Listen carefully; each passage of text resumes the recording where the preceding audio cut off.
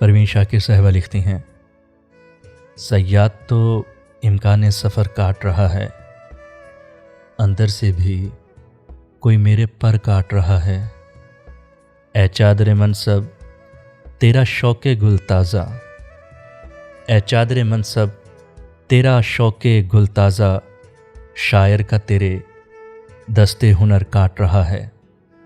جس دن سے شمار اپنا پناہ گیروں میں ٹھہرا، جس دن سے شمار اپنا پناہ گیروں میں ٹھہرا، اس دن سے تو لگتا ہے کہ گھر کاٹ رہا ہے، اندر سے بھی کوئی میرے پر کاٹ رہا ہے۔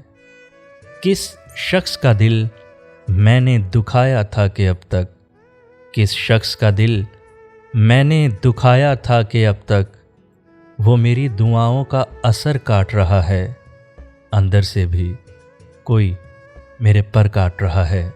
صیاد تو امکان سفر کاٹ رہا ہے۔